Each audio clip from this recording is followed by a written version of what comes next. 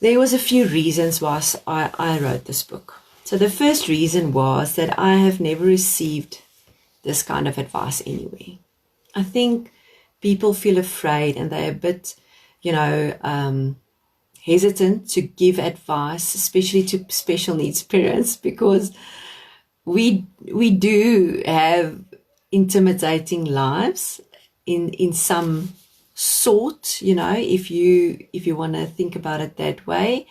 People often feel they don't know how they can help us. So I've never, no one ever gave me some steps or gave me a kind of a roadmap to say, listen, if you can just keep onto this road, you're going to be fine. You and your child's going to be fine. So I looked for that, but I couldn't find it. And that's exactly one of the reasons why I wrote this book. Another reason was that I had lots of voices in my mind condemning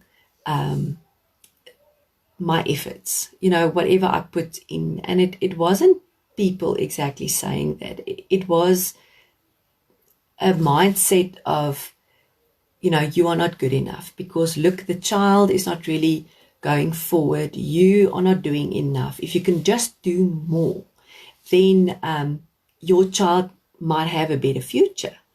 And that really got to me. It's really, really exhausting. And I'm sure you know that, because when you really try your best and you put all the effort that you have into your parenting to this child that you received, and you're not sure how things are going to work out, and everything that the doctors say and the therapists say, and even parents, some parents say it, but they don't really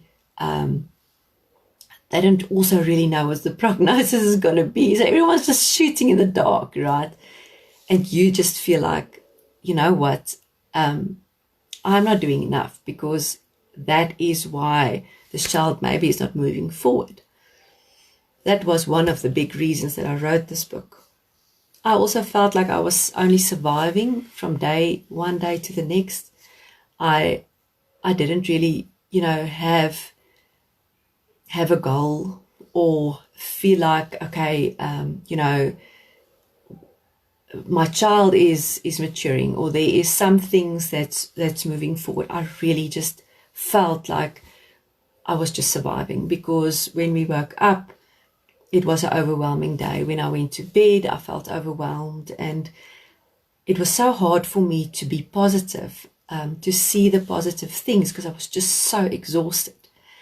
And I really want to tell you that I relate with that if you feel like that at this stage, that you feel totally exhausted and burnt out and, you know, not really up to what the next day is bringing, I want to know you that is what this book is for. Guilt was a very, very big thing that was present in my life, that sometimes still is. You know, it's just the guilt of, I think most mothers have guilt, right? Most parents have guilt because, could I not be a better parent? Could I not do stuff better? Can I not give more to my child? But guilt is usually not conducive to your parent-child relationship. It can be very, very negative, and it can really let you lose every motivation you have to get your child through some things. So that guilt thing it almost became like a way of living, to live with guilt. And I just realized that it is so bad for your relationship with your child that I really wanted to also talk about that in the book, and that is something that we address. People's opinions was something that's also very sensitive to me, and the way people looked at us and maybe, you know, gave advice or gave opinions, because it's such a natural thing. You know, if you see someone is battling, you immediately want to help in some way, and you would say things like, you know what, I read about this, and there is children that really do well on this. Have you tried it? Have you done that? And that at many times left me tired and not wanting to even talk about the subject, because I just felt if I had to do one more thing, I'm not going to be able to have, any energy to get up in the morning. And that, that is not always necessary. It's not necessary to take everyone's opinion into your heart and make it part of your journey, because people give opinions and that's okay.